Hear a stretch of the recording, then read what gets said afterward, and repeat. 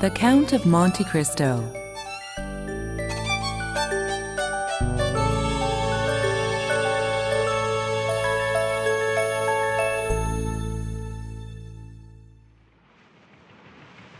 Chapter 1. A Joyous Homecoming.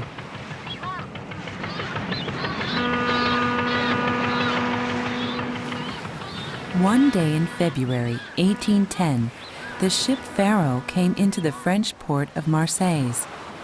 A man watched it from the harbor. When he saw the Pharaoh, he got into a small boat and went out to it. A young, handsome man stood waiting on the Pharaoh.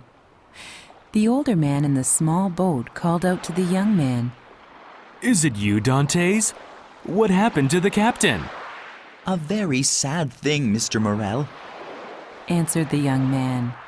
"When our ship was near Civitavecchia, we lost brave Captain Leclerc." "The cargo. Is the cargo safe?" asked the older man. "Yes, Mr. Morel, the cargo is safe," replied the young man. Then he suddenly turned and gave some orders to the men in his crew. The crew obeyed quickly and well.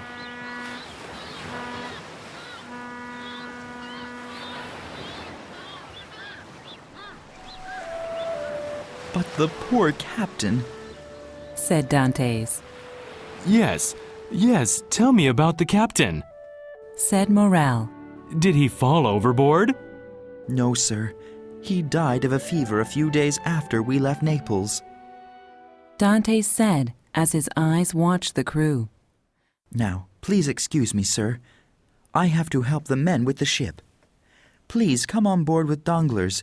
The business manager will explain the cargo and profit." Morel looked at Dantès, and his smile got bigger. Dantès, though young, was doing a fine job running the ship. Morel began to think that maybe he had already found a captain to replace the dead Leclerc. He watched Dantès a little longer, then came on board the Pharaoh. Danglars helped him onto the larger ship. Danglars was a few years older than Dantès. No one on the ship liked Danglars. "Welcome back to your ship, Mr. Morel," Danglars said with a smile. "I think you will find our business was very good." "Yes, Danglars. I heard from Dantès the trip went well, except for the poor captain." Morel answered, his eyes still watching Dantès. "Yes, the loss of the captain was terrible. Answered Danglars. He was a fine captain for you and your company." "Yes, but it appears young Dantès is doing well." Said Morel. "Maybe a young man can also make a good captain." Danglars did not like young Dantès. "Yes, but a young captain can make mistakes. Because of Dantès, we are late getting home." Danglars said with an evil look on his face. "After the captain died, we didn't come straight to Marseille. Instead, we went to the island of Elba for a couple of days." The happy look on Morel's face suddenly changed. "Why did you stop at Elba? Was there a problem with the boat?" "No, nothing was wrong. We just stopped and did nothing." Answered the clever Danglars. Morel left Danglars and called to Dantès. "Dantès, come here. I need to talk to you." Dantès came up to Morel. "What is it, sir?" "Why did you stop at Elba?" Morel asked. "It was the captain's last order. Dantès answered. He told me before he died to take a letter to someone on the island." Morel got a worried look on his face. He pulled Dantès closer and spoke softly, so no one could hear. "Did you meet Napoleon? Did you talk to him? You know this could be very dangerous." "He talked to me. I did not talk to him." Dantès answered. "Now I need to deliver a letter to Paris." "What does the letter say?" Morel asked. "I do not know." Dantès answered. "I didn't read it. I will just take it to Paris if you give me the time." "All right, Dantès, but tell no one about the letter. It could be dangerous if the king or his men learn of it. Understand?" Morel said this quietly, looking around to see if anyone was listening. Danglars was watching, but was too far away to hear anything. Yes, Mr. Morel. Dantès answered. Morel looked at Dantès carefully. You are young but wise. Dantès, are you busy? Have dinner with me. I'm sorry, sir, but it's been too long since I saw my father. After meeting my father, there is one other I have to see. Dantès answered. Ah, yes, the beautiful Mercedes. I understand. Morel said with a smile. Could I have some time off? Asked Dantès. To go to Paris to deliver the letter? Morel asked. Yes, but also to get married. Dantès answered. Mercedes has promised to marry me. Congratulations, Dantès. Of course you can have some time off. But hurry back. A ship should not be long without her captain. Morel said with a smile. Really, Mr. Morel? Me? Captain of the Pharaoh? Dantès was very happy. Yes, Dantès. Now visit your father, see Mercedes, and then come to have dinner with me. Morel said. As Dantès left the ship, Danglars watched him walk away. He heard the last part of the conversation, the part about Dantès being the new captain of the Pharaoh. The look on Danglars' face was different from Dantès and Morel's expressions. He did not look happy.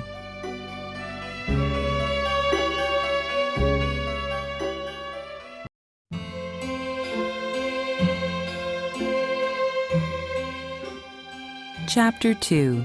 An Enemy's Trap.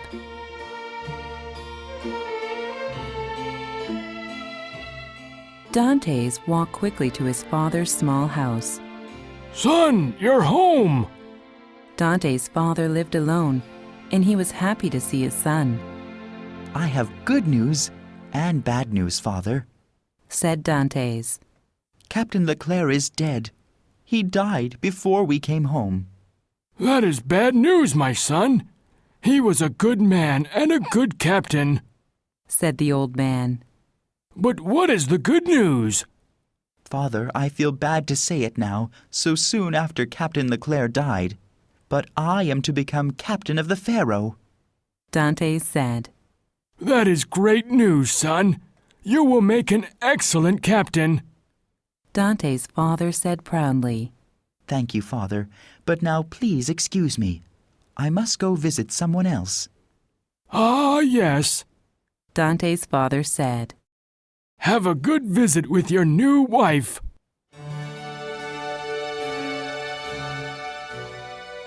Dantès called out to Mercedes as he approached her home. Mercedes! Mercedes! Suddenly a happy voice answered from inside. I'm here, Dantès. I'm here. Mercedes answered as she ran to him. Dantès took her in his arms. For a few moments the rest of the world disappeared.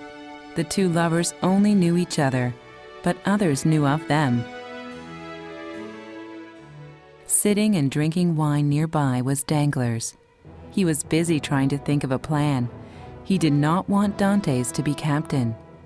Just then Mercedes and Dantès walked by the outdoor cafe where Danglars was drinking. Talking happily with Mercedes, Dantès didn't see him. Now that you're captain, you won't even talk to your friends? Danglars asked. No, I was just talking to Mercedes and didn't see you. Dantès answered. When is the wedding? Danglars asked, without saying hello. Soon. Dantès answered. Tomorrow or the next day. You are in a hurry. Danglars said. Why are you getting married so quickly, Captain? I'm not captain yet. Dantès answered. We're in a hurry because I must go to Paris. After that, with Mr. Morel's blessing, I may become captain. Paris? Why must you go to Paris? Danglars asked. Before he died, Captain Leclerc asked me to do something for him. For that reason, I'm going to Paris. Dantès explained. He said nothing about the letter. He knew it could be dangerous, and he didn't trust Danglars. You must come to our wedding. Of course. Danglars answered. Then he said quietly to himself, You will never make it to Paris, and you will never be my captain. Danglars wrote a letter to Judge Villefort. Villefort was the king's judge in Marseilles. He told the judge he was a friend of the king, but he didn't give his name.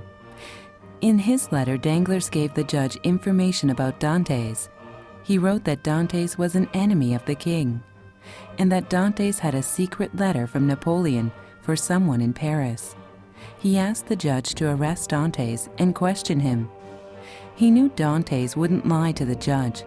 He also knew that the secret letter from Napoleon would get Dantès into serious trouble. Danglars was an evil man. When he sent the letter, he was happy. He expected to be captain of the Pharaoh soon.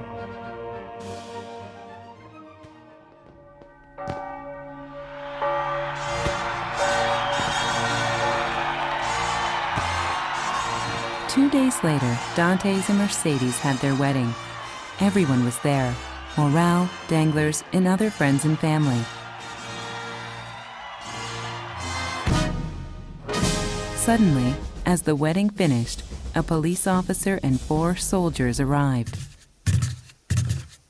Who is Edmond Dantès? The officer asked. I am Edmond Dantès. Dantès answered. How can I help you, sir? I am here to arrest you. The officer answered. You are to appear before Judge Villefort.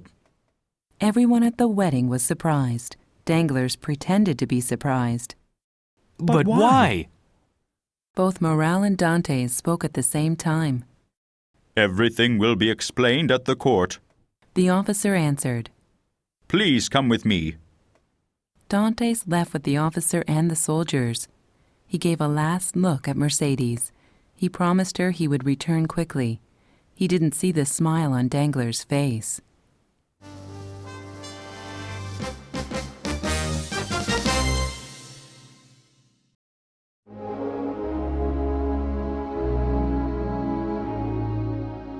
Chapter 3.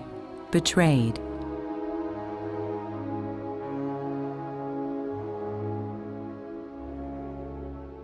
The officer and soldiers took Dantès to Judge Villefort. The judge looked at Dantès. What is your name and what do you do? I am Edmond Dantès. He answered. I am an officer on the Pharaoh, one of Mr. Morel's ships. Where were you when the soldiers came? The judge asked. I was at my wedding. Dantès answered. He was worried. The past few days had been so happy. He was back at home, he was getting married, and he was about to become captain of the Pharaoh. But now he didn't know what was happening. I have a letter here that says you work for Napoleon. The judge said. It says you are a dangerous man, that you want to kill the king and bring back Napoleon. These are very serious charges. What do you say? Dangerous? Me? Dantès was surprised. I am only 20 years old. I work on a ship. I care nothing about politics. You have never met Napoleon? You didn't see him on the island of Elba recently?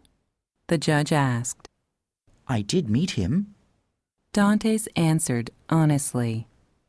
It was the last order of my captain, Captain Leclerc. Before he died, he asked me to go to Elba and meet Napoleon. How could I refuse, sir? Villefort understood Dantès' position. You say you don't care about politics? That you were only following the orders of your dying captain? If this is true, then perhaps it is not so serious. Villefort said. No, sir, I don't care about politics or Napoleon. Dantès answered. I was only trying to do my duty. Then what about the letter? Villefort asked. Where is the letter for Paris? You have it, sir. Dantès answered. Your men took it when they arrested me. Give me the letter. Villefort ordered the soldiers. If the letter isn't dangerous, you can go back to your wedding. The soldiers gave the letter to Villefort. He started to read it. Suddenly his expression changed. The letter was very dangerous. If the letter got to Paris, there would be a lot of problems for the king and for Villefort. Dantès said he didn't read the letter. Villefort remembered, but maybe he was lying. The safest thing for the king and for Villefort would be to put Dantès in prison. Dantès watched Villefort read the letter. He didn't know what was in the letter, but he was worried. The look on Villefort's face was not good. Suddenly, Villefort threw the letter into the room's fire. Listen to me. The letter is now gone. Tell no one about it. If anyone asks about the letter, tell them to talk to me. Now, I will keep you here at the court until tonight. Then you will leave. But you must never tell anyone about this letter. Oh, thank you, Judge. Dantès felt better. He thought he would soon see Mercédès and his father. Follow this soldier. Villefort ordered. He will take care of you. Dantès followed the soldier out of the room and into another part of the court. Dantès was taken to a small cell. The soldier locked him inside and left. He was alone in the dark, but he still trusted Villefort. I just need to wait and then I will be free. Tonight I will go home to Mercédès and my father.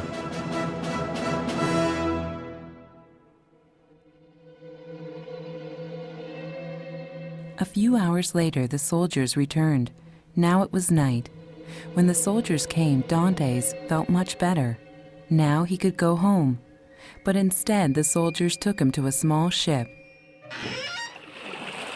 Where are you taking me? Dantès asked. Judge Villefort said I could go home. You are going home. A soldier answered.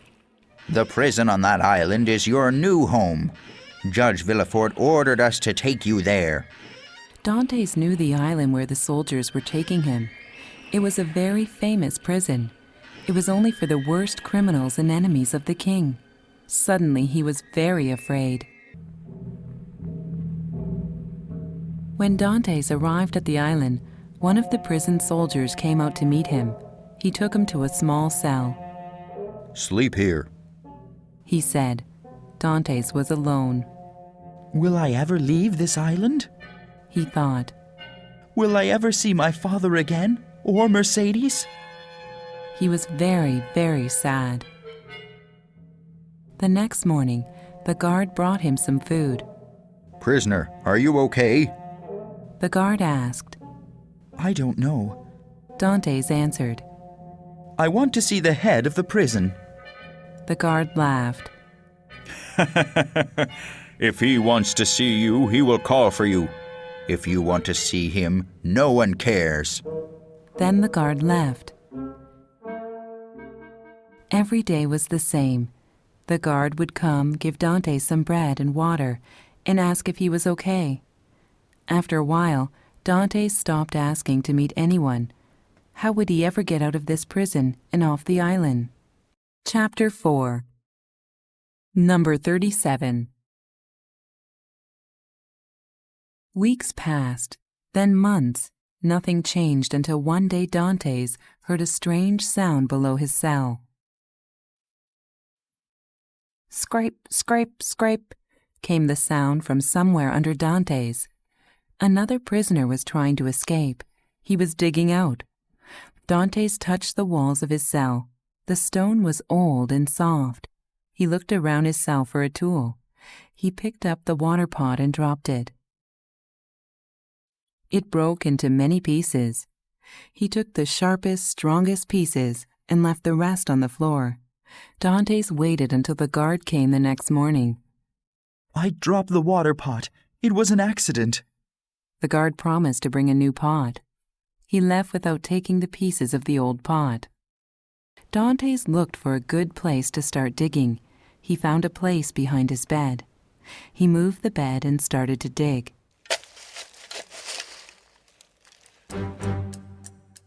After a few hours, he was finally able to move a large stone. He now had a hole over 1/2 meter wide. He carefully put the large stone back. The guard came back with his evening meal. Then he left. For the first time in a long, long time, Dantès had hope. Later that night, he started digging again. His hole got much bigger. Then suddenly the wall became much harder. The piece of pot could not break through. Every way he tried, he came to the same hard area. It was like another wall. Finally, he cried out in pain and anger. My God, let me die now. I have no hope. Just then, a voice spoke from below. Who is it that cries out with no hope? Who are you? I am Dantès, Dantès answered. a poor prisoner. Who are you? Me? I am no one. Just a prisoner like you. The voice answered. But who are you? Dantès asked. And what will you do if you dig out of the prison? This is an island. I will jump into the sea and swim to a nearby island, answered the prisoner. As for my name, just call me 37. Now I must go. Wait, Dantès cried. come back. I want to talk to you. Dantès had talked to no one but the guard for years. Don't worry. The prisoner answered. I will come back tomorrow.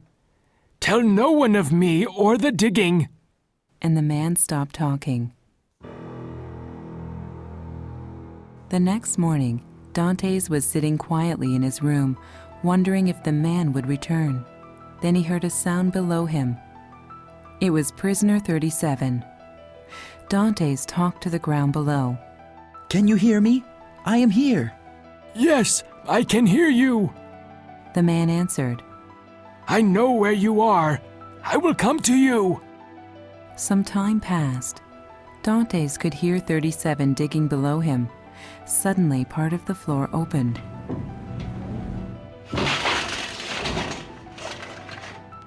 Dantès ran over and looked down. He could see the man below. He reached down and helped the man into his room. Dantès looked at the man closely. He was old and small with a long beard. He did not look strong or healthy, but his dark eyes had power. First, before we talk, we must hide the hole, the man said. He moved around some stones and dirt. There was never much light in the room, so it was easy to hide the hole. There, the man said. After I leave, you must fix the hole just like this. You must not let anyone find it, ever. Next, the man asked Dantès to hold him up to the small window at the top of Dantès' cell. Once up, the man looked outside. He suddenly seemed very sad. This is the end, then. I have tried digging in every direction, and none of them can set us free. We are here until we die. But who are you? Dantès asked. How do you know we cannot escape? I am Faria. The man answered. I have been in this prison since 1811. I have tried digging other ways to escape, and they are all blocked. This was my last hope. You have tried to escape for years, and just now you learned you can't? But you seem so calm, said Dantès.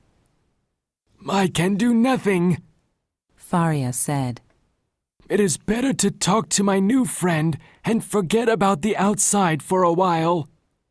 But why are you in prison? Dantès asked. I am from Italy, the man answered. Italy is many small countries.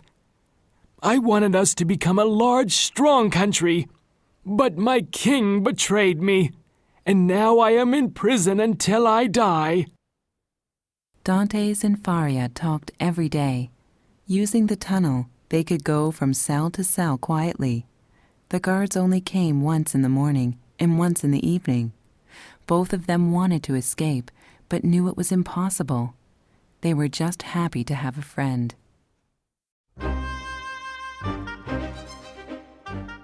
The old man Faria was very wise. Every day he taught Dantès something new. Dantès learned about France, history, and other languages. One day Faria talked about his life. He told Dantès about a big treasure of gold and jewels. Faria used to work for a prince. The prince's family was famous for being rich, but people always wanted their money, so they hid it. When the prince died, he left everything to Faria. But before Faria could get the money, he was arrested. Now only Faria knew where the money was hidden. When he died, no one would know where the money was. Dantès could see old Faria's sadness. He could be a rich man, but instead he was just a poor prisoner. Plus, Faria's health was getting worse. More years passed. The two became like father and son. One day, after Faria's health got very bad, he told Dantès his secret. He carefully explained where the money was. Faria knew he would die soon and never see the money, but he loved Dantès like a son. If Dantès got the money, he would be happy. He told Dantès the money was on an island called Monte Cristo. It was buried in a small cave near the only river on the island. He made Dantès repeat the location perfectly. Now, after I die, the treasure is yours, Faria said. After a few months, it finally happened. One day Faria seemed a little stronger, but the next day he couldn't move. Dantès sat by his side and held his hand as he died. Dantès went back to his cell. He was very sad.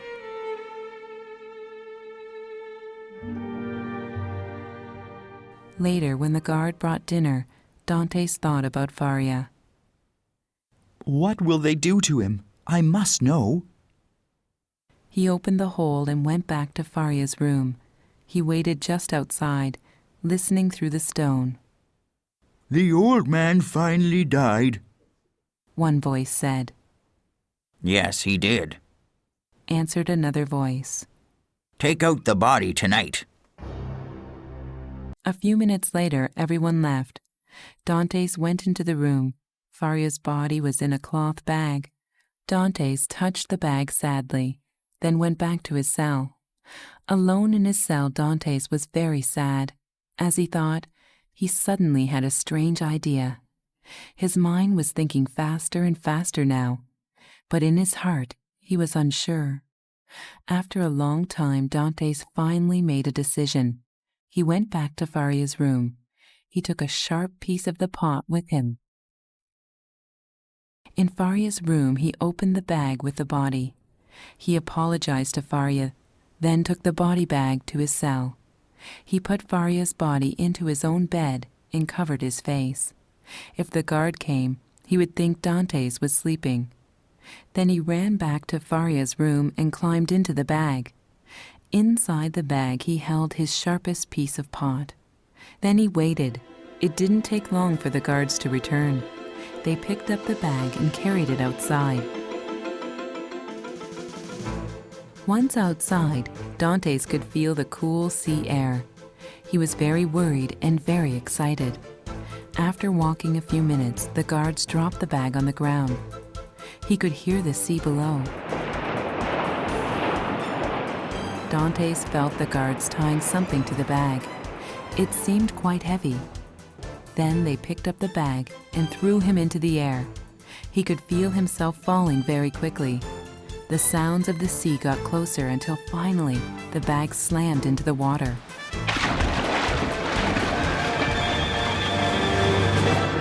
At first, the cold water surprised Dantès. He started to sink. The heavy weight was pulling him down quickly. With all his strength, he cut the bag. Finally, it opened. He swam up as fast as he could. At the top, he breathed quickly, then dove back below the water. It was dark, but he didn't know if the guards would see him. He swam underwater as far as he could, before taking another breath. After swimming and breathing this way for some time, he stopped. He looked back at the island. Everything was quiet. Then he started swimming toward Marseilles. He swam well, but years in prison had made him weak. He started to think he would never get to Marseilles. Then, in the moonlight, he saw a ship. It was going out to sea. This is my only chance, He thought. If this ship doesn't help me, I will die. Dantès yelled. Help! Help! He could see men pointing at him. Others lowered a small boat into the water. The small boat came toward him. Who is it? Who is there? A voice yelled from the boat. A seaman who has lost his ship. Dantès answered. Please help me. Then a hand reached down and pulled him from the water. Dantès fell into the boat. He was so tired and cold that he could not move or even talk. A few hours later, he awoke on the ship. He told the captain he was a seaman. The captain was worried Dantès might be an escaped prisoner. So he told Dantès to go to work on the ship. The captain watched him carefully. Dantès knew ships well. His work was good, so the captain believed he was just a seaman. Dantès escaped.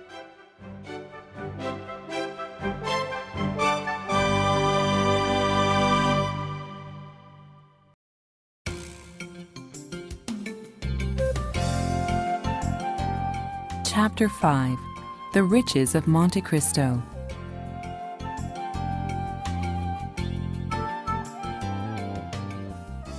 Dantès worked hard on the ship. He thought about the money his father and Mercedes every day. Finally, one day the ship sailed to Monte Cristo. Dantès knew it was his chance. Once on the island, Dantès left the group from his ship. He went to the river and followed it like Faria had explained. Just like the old man said, he found marks on some of the stones. The marks must have been made by a man. Dantès was excited. Faria really did have a lot of money. He thought to himself. Dantès followed the stones. Soon he came to a cave, just like Faria said. He thought he found the place, but it was very dark. All he could see were large stones.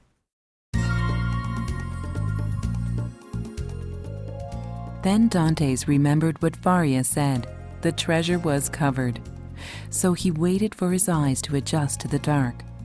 Finally, he could see inside the small room. He started to move some of the large stones. Soon he could see a way into another small room. He slowly walked into the room. There was not much light. Then he began to see boxes. He looked in the boxes carefully. Faria was right. Each box had gold and rings and jewels. Dantès couldn't imagine so much money. But how could he carry it? He liked his new captain, but he had to keep the money a secret. So he took only some gold and rings. Though it was a lot of money, he could still hide it in his clothes. No one would know. Then Dantès went back. The people from his ship were surprised. They asked him where he went. All the work moving stones made Dantès look tired and dirty. So the men asked if he was okay. He said he was okay. The captain was in a hurry to leave, so they didn't ask more questions. They left for the next city. Once at the city, Dantès sold a few of the rings. Even those few rings brought him a lot of money. He told the captain that he had to leave and go back to Marseilles. The captain was sorry to see Dantès leave.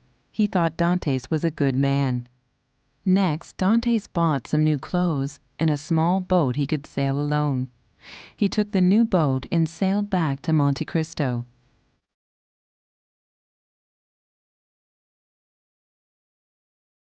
Dantès went back to the cave at Monte Cristo and got more of the money. It was enough money for the life of a rich, noble man. I will say I am a count. Dantès thought.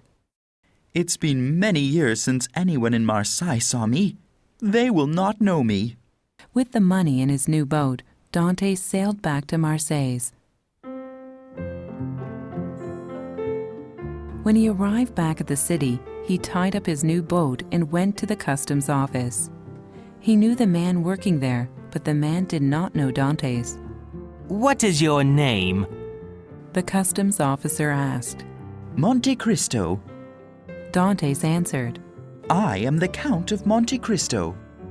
The man looked at Dantès. Then he looked at Dantès' new boat. He looked like a rich man. Thank you, sir. Welcome to Marseille. And Dantès was free to go.